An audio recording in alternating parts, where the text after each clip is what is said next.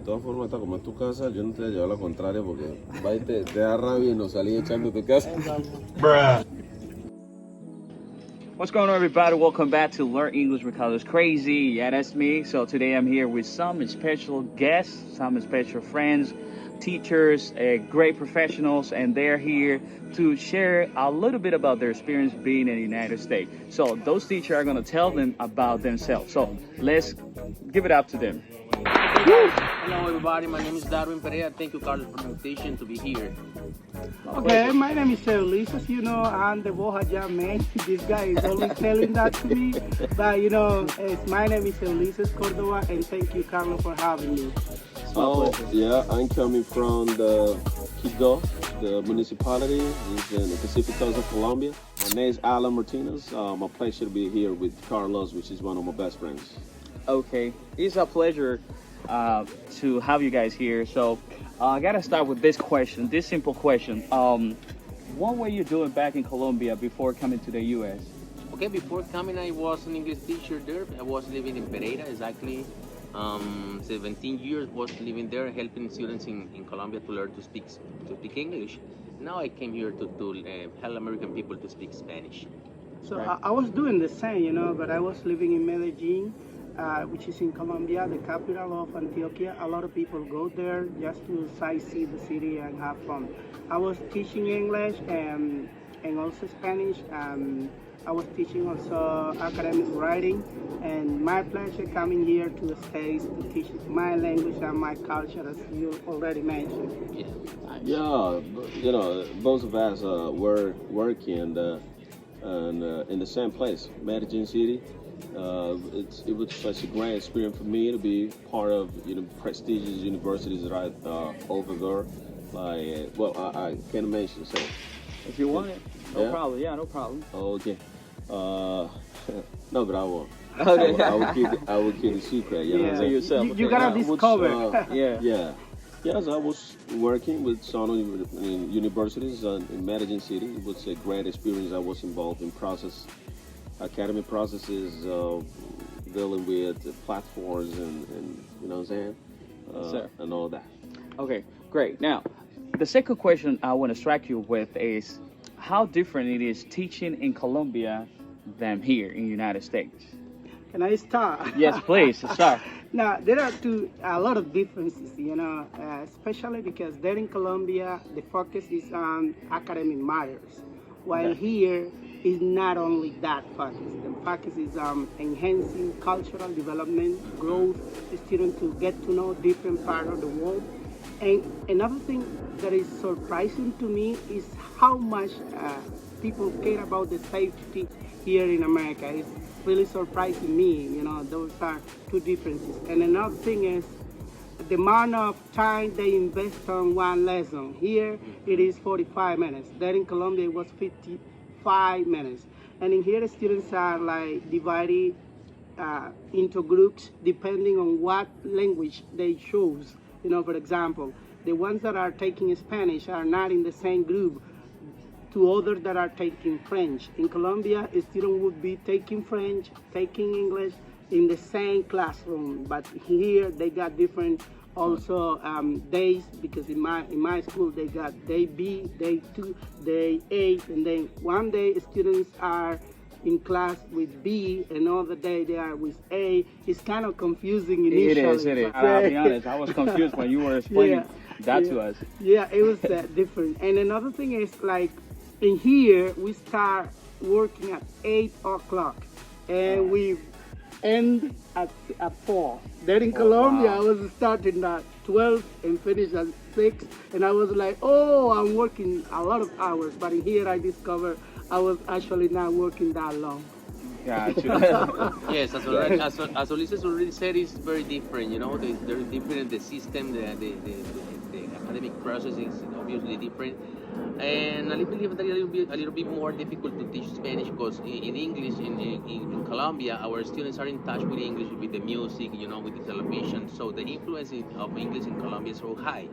But I see that the influence of the Spanish here is not so high. So we got the challenge to make them love the the language, our language, Spanish, and sometimes I consider it's a little bit more difficult to teach Spanish than English in Colombia.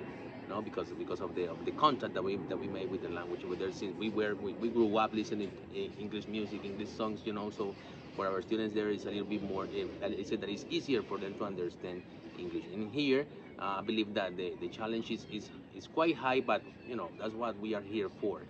Yeah. Yeah, definitely. This teacher have been mentioning some aspects that I consider relevant to, but there is something additional, and it is the amount of budget the government and the state invest in education. So it means that it's pretty evident that we here get more resources available for us to plan a class, and you got like the Promethean board, what I'm saying, which allows students to get into interactive activities in the classroom, so they can in certain STEM explore the language in a very deep way, in a more deep, in a deeper way. So it means that that's something that helps education itself, and it is like the teachers being well equipped, so they really take care of us in that sense. But just like comparing back to Colombia, there we didn't have those resources available, right? So in Colombia, I gotta pay my own markers and use my salary, Supplies, yeah. to make photocopies and all of that. You know what I'm saying? But here in the States, that's not an issue. You know what I'm saying? Because the government really embrace education in the world. Yes. It has to be addressed correctly, and that helps a lot, right? And another thing I would say is students are well known who they are. They know this country is this country. And then they know their rights. They, for example, they say, I scored 70, but I wanted 90. So they redo. In Colombia, they got 5, 4, 3, and they say, that's okay. Yeah. I pass with that one. And I love that It's because they are always asking, ma'am, can I retake it? Can I redo it? Yeah. And that's fantastic. You know? Yeah. It's like the excellent mentality. Yeah. It's like it's a sex mindset they have been exposure to, right? So they assume they gotta be successful in their life. And when they look around their neighbors or they go to a different city or something like that, they see successful people all around. In Colombia, poverty is more common. Yeah, totally. But And the mindset in some of the schools I will work in there is not that successful one as here in the States. You know what I'm saying? So I think that's one of the point where the government should start working back in Colombia.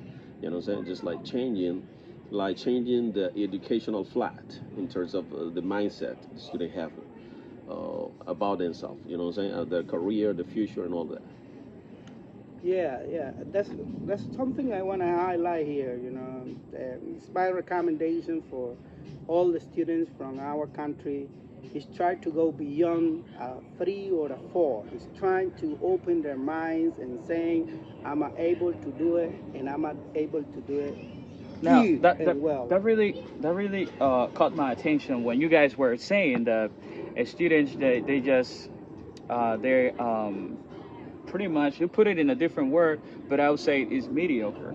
They're mediocre simply because they don't ask for a second chance to try and score higher than the first one they try. So what would you tell the other teachers back in Colombia so the students can now, I mean, because they might not gonna ask them, hey, can I try it again? How can you help teachers to encourage students to try again or so they can become way more successful than what they are? Because some of those students, because they don't ask for a second chance, a second try, it doesn't mean they're not successful, they're not doing things right, or but they just to push them. Sometimes teacher, we have to push the students, because they cannot do it by themselves, and they consider that the education is not the way out, but which is not true, is the way out. But to some students, they don't see it that way. And how we can teacher help them to change that kind of mindset they have?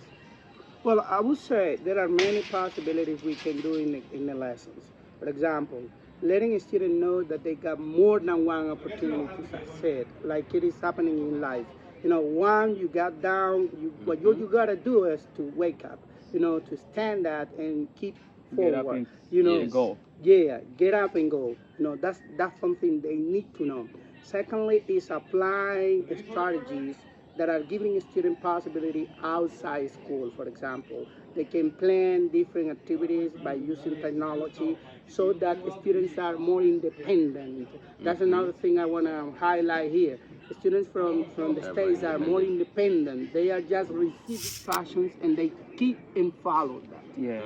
There our students are more like the ones you got, dependable, and then you gotta push them now. Yeah. You gotta say, hey, come on, do this. Here now, you give instruction and they really know what they gotta do.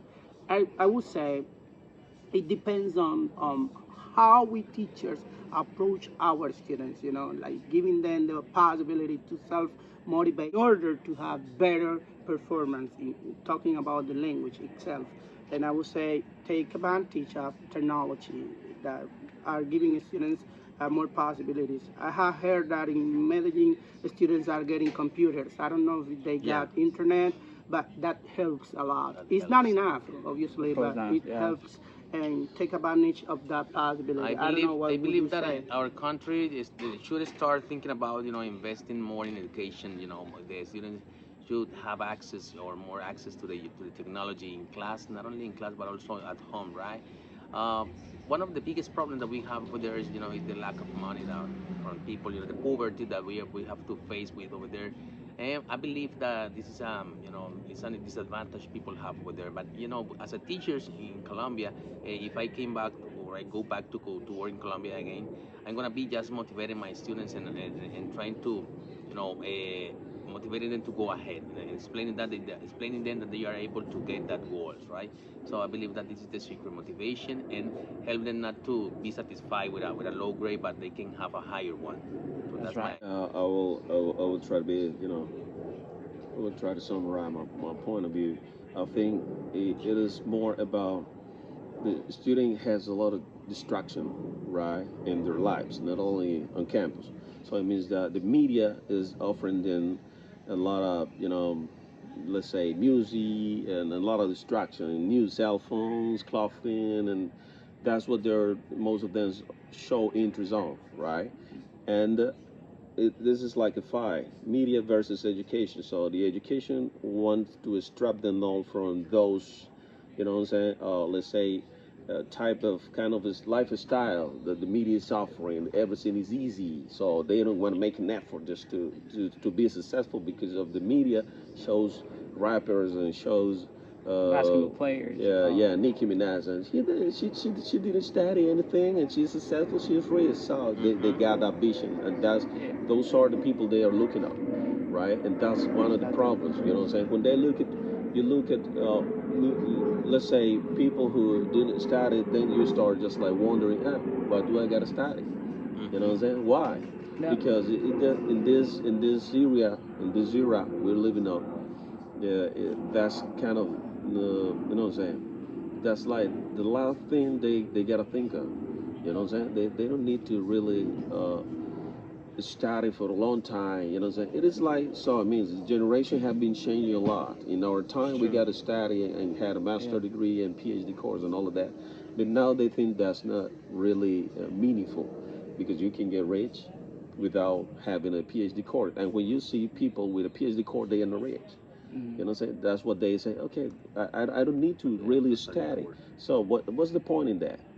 The point is that they need to, or education or teachers or the system, as a whole, need to start showing the student why what they're doing or what they're learning is really meaningful in their life. How that is going to change not only their lives, but their children in the coming future or the ancestor and all of that. Because the point is, if they understand they can do better than their parents or ancestors and all of that, maybe they can get that motivation we need, to better teach them or for them to, let's say, respond, absorb all the information we teach in a lesson. But when you get to a lesson and you are interested in it because you don't know if it is going to be meaningful or if it's going to have an impact in your life, you do not really care about it. You know what I'm saying? And that's basically the point. You know what I'm saying? Okay. Yeah, very interesting what this gentleman had mentioned about the education in Colombia versus the education back here in the United States. So I want to touch upon two questions before wrap up this video. And the other question I want to ask, do you think teaching here, a regular teacher here makes way more money than a teacher in Colombia? Because that's something people are interested in knowing. You know, people want to know, like, oh, wait a minute, if I go and teach in the United States, I'm going to be making more money, or I can live a lot better than what I live in Colombia. So people are curious to know that. So I'm going to answer this question. I'm going to give you this answer through these guys that I got right here. So what do you think? Yes, of course. Obviously, the salary here is not the highest, but you know, it's higher than in Colombia. So we can say that in my salary in Colombia, my salary here is totally different. So I can get, for example, 3 times what I was used to get in Colombia in only 1 month in here working here. So obviously it's different. Of course, our quality of life is going to be a little bit higher. You know, we're going to be able to have access to many things that maybe we couldn't afford when we were working in Colombia. So I believe that part, and I'm really happy about that. Well, I would say it depends. It depends on how you picture teaching in Colombia and teaching here in America. Okay, for example, if you compare just the currency, obviously you would say I make way a lot money here than what I was making there in Colombia. But if you compare the lifestyle here, you will say it's nothing that I'm earning compared to other people that have, let's say, less academic jobs than the ones I'm having here. So I would say simply, here in America is one of the lowest. You know, the Yeah. teachers are paying the lowest wage than any other, let's say, professional career. But if you compare your currency, the money, the matter is not the salary, it's the currency. You know, Yeah. I would say if you compare the two currency, here you are earning in dollars, and then in Colombia in pesos, and then every dollar means 4,000 plus pesos. Then I would say if you are a good saver and if you got a good discipline, so you can see that here working here is worthwhile. Otherwise, you wouldn't see it, you know, Yeah, because yeah. if you save at least $500 each month, you will say, yes, this is better than the ones I was earning in Colombia. But if not, If you it's not right. don't, you will see like, oh, this is a complete waste of time. Time coming to because, United States, yeah, coming to the States. just to pay, So, yeah. you know, In rent, terms cars. of money, I'm talking about the earning, Oh, you know, oh, yeah. because in terms of cultural development, you will see, Yeah. wow, it's a high enrichment opportunity. Yes. But I would say it depends on how you live here in the States. Yeah. But if you come here to have let's say, the most outdated cell phone, if you have a high reputation lifestyle, you won't see that difference much. But if you just keep a low profile, you will see that coming here in terms of money is worldwide better than the way you were having there in Colombia. That's what I would say. In general terms, I would say the opportunity is worth it in all terms, academically, monetary, and also you have the possibility to socialize with other people and learn from them. I can't explain it any better. This man's totally right. You know what I'm saying? There's a game. There's a game. There's a currency game. He's playing it the right way. The right way. Okay, I want to wrap it up by asking you this question, guys. So everybody in my YouTube channel knows we are from Colombia. This is not a language we grew up, you know, with. This is something we did it. We got it through discipline, education, you know, self-education, because most of us did it by ourselves, and some teachers, you know, they showed us the way. And the question I want to ask you guys is, do you how much progress have you seen so far in terms of, you know, language learning? Okay, it's your point. You should stop because you're feeling like an American now. Yeah. You see, you know, his outfit is all an American. All American. Now, for me, it's been definitely a great experience in that sense. been able to understand the foreigners and the way they talk and the way they the accent they use to express the words is something that vary depending on the area. So we are now living in South Carolina and they speak like let me give you an example. Okay, more along tomorrow. You know what I'm saying? So they speak that way. At the very beginning for me it was kind of a nightmare with my students like, hey Tisha, can I get your tissues? And I was like, what? You know what I'm saying? but it was for me like, exploring in my library, my mental library, all the expressions, and when I could understand, I asked my students for, could you please articulate more or slow down a little bit or any other strategy or write down the expression. And I got to a point where now I understand the 90% of everything around what people say and the new expression. So there is really a progress, you know what I'm saying? And I feel it.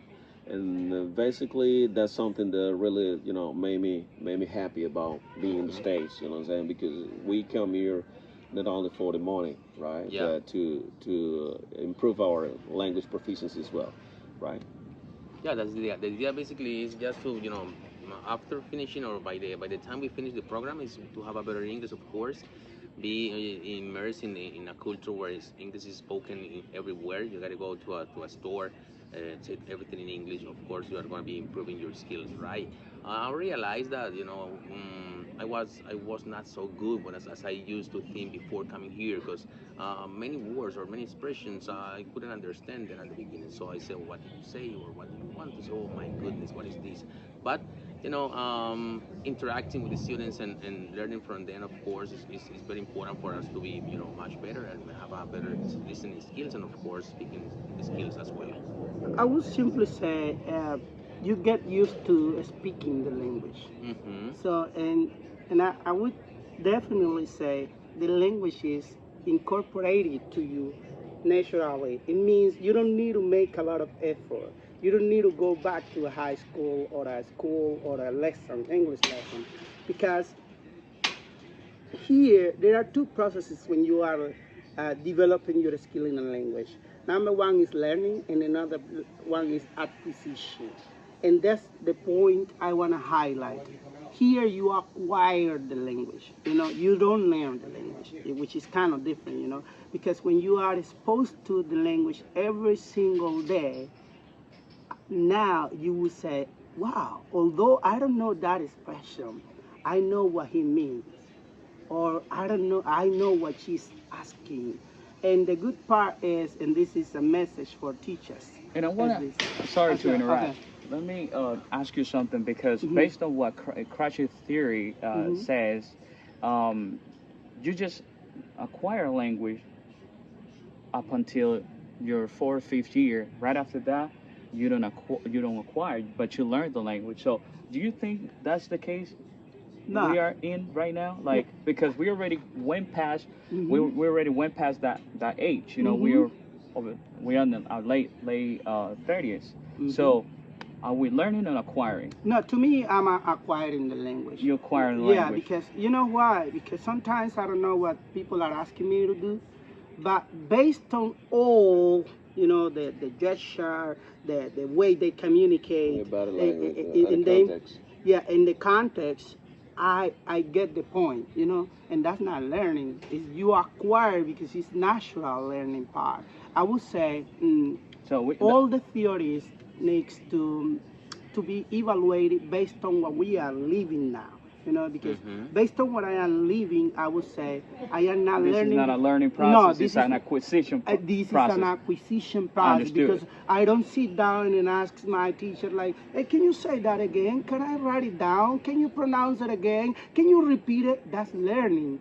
I just incorporate it, and this is an acquisition process because it's natural learning process. In the environment. Yeah, and another thing I would say, this is a recommendation for both teachers and students, is the more time you expose the students to learn the language, the better they will learn or develop their skills. So don't panic, teachers, to speak English in the lessons. And if students initially they are not understanding, remember what Alan was saying. Initially they were saying like, "Hey, what's up, bro? What are you doing?" And I was like, "What is this guy trying to say to me?" I got lost, but I was like, "Say it again. What are you trying to say to me?" And after 3 times, I understood that he said to me, "What do you want me to do?"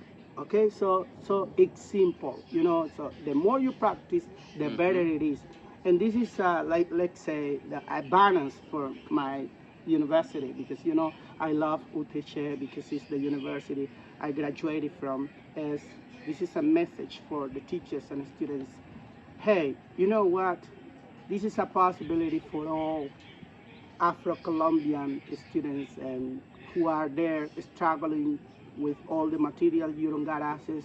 Thank you to Carlos Crazy that is giving you a possibility, and take advantage of these resources, because it's not easy to find people like Carlos Crazy that is uploading videos. He's not making money. He is in the process of providing you with materials for you to study, and try to, you know, just follow him. You know, say the name of your channel again. Learn English with Carlos Crazy. Yeah, that's a great possibility. So please click on this video, share the video, and the most important, high five to all of the content he has in the channel. Okay, thank you for having me, Carlos. Okay, it's my pleasure. You want to wrap it up? You want to say something?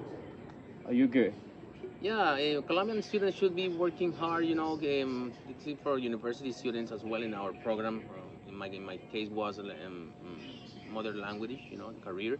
So now that they study English and French separately, so now I want to motivate them and invite them to try to be in contact with the real English, you know, don't say you're not just looking for what the books offer to you, but you can look for videos, or, you know, in which you can listen the real words that people using here in the States. So for you, it's going to be a little bit easier when you come here to live or to work or to understand and be able to have a better communication process.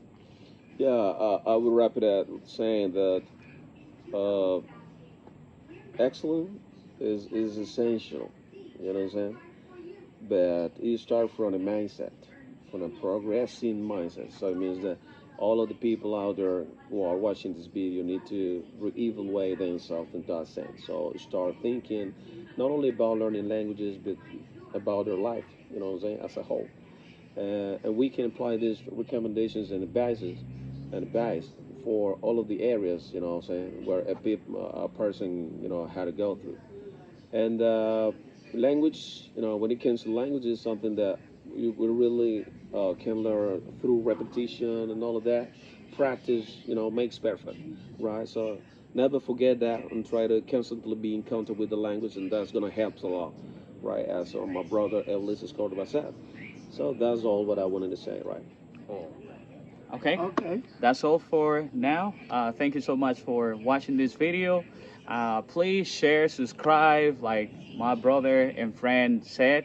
Share it with other people so they can have that information handy, and also they can support, you know. Yeah, sharing is caring. That's all, and I'll see you when I see you. That's all.